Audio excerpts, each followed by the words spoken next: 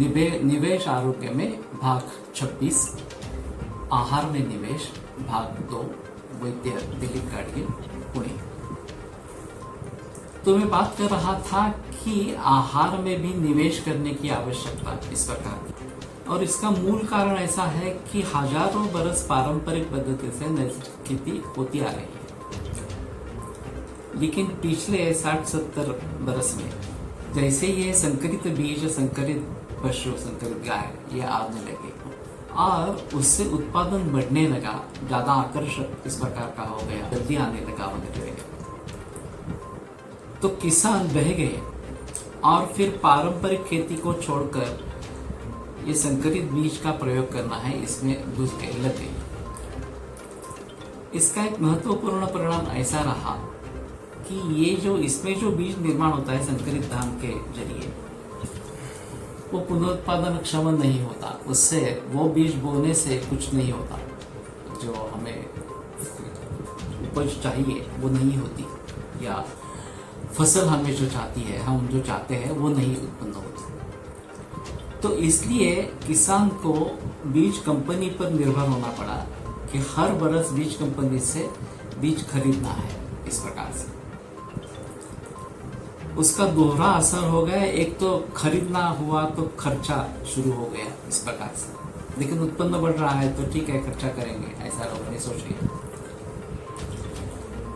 लेकिन पहले वाले अनाज को जो एक प्रतिकार शक्ति थी कि वो ज्यादा बीमार नहीं होते थे, इस प्रकार से ये स्थिति नहीं रही। ये जो संकरित धान है इसकी प्रतिकार क्षमता बहुत कम है, और इस हालत में वो रोगग्रस्त होने की संभावना बहुत ज्यादा इस प्रकार की हो जाती है।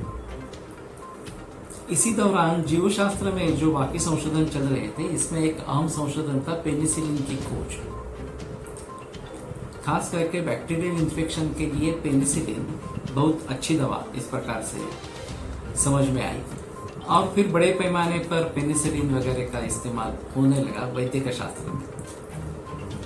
वैसे ही वनस्पतियों में जो रोग निर्माण होता है, प्राणियों में जो रोग निर्माण होते हैं, खास करके इन्फेक्शियस डिसीजेज जो है, उनके बारे में लोग सोचने लगे कि वहां जैसे एंटीबायोटिक्स है वैसे यहाँ भी उनको मारने के लिए कुछ एंटीबायोटिक्स इस प्रकार की दवाइयाँ चाहिए, जिनको वनस्पतियों के लिए जो एंटीबायोटिक्स है उनको ये पेस्टिसाइड्स, केमिकल पेस्टिसाइड्स इस प्रकार से कहते हैं।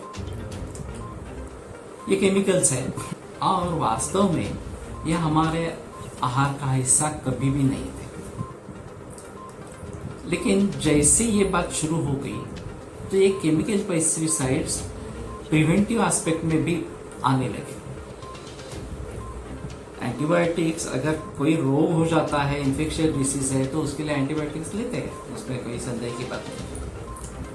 लेकिन सर्जरी जैसे बढ़ने लगी तो सर्जरी के बाद कोई इन्फेक्शन न हो इसलिए शुरू से ही उसको एंटीबायोटिक देना शुरू हो गया। डेंटिस्ट में भी ये बात आई, अगर दांत का आप कुछ काम कर रहे हैं, रूट कैनाल कर रहे हैं, इन्फेक्शन न हो इसलिए शुरू से ही उससे एंटीबायोटिक्स शुरू करना है इस प्रकार से।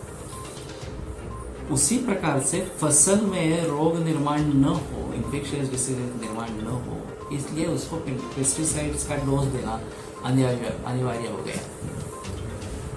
और हम खुद अपने हाथों से अपने ही अन्न में, अपने ही आहार में जहर डालना हमने शुरू कर दिया। एक तरीके का स्लो पॉइजनिंग है जो 60-70 वर्षों से पूरा समाज पूरे विश्व भर में कर रहा है। अब उसके काफी नतीजे सामने आ रहे हैं। इसके जरिए हवा का, जमीन का, पानी का प्रदूषण, ये भी एक बड़ी समस्या इस प्रकार की है। और बेसिकली केमिकल्स होने के कारण, जहरीले होने के कारण हमारे पूरे शरीर पर उसका बुरा असर इस प्रकार का हो रहा है। तो इन सभी के बारे में सोचना जरूरी होगा। वहां एक तत्वज्ञान ऐसा बताया था कि पुराने जमाने में लोगों की संख्या कम थी, प्रजा संख्या कम थी, तो जो भी अनाज बनता था वो उनके लिए पर्याप्त होता था, काफी होता था। अब बहुत जोर से जनसंख्या बढ़ रही है और इतनी जनसंख्या को पर्याप्त होने के लिए जो हम पारंपरिक तरीके से अगर खेती करते रहेंगे तो वो पर्याप्त नहीं होगी। इसलिए संकरित बीज का प्रयोग करना, संकरित गाय का प्रयोग करना अनिवार्य इस प्रकार का है।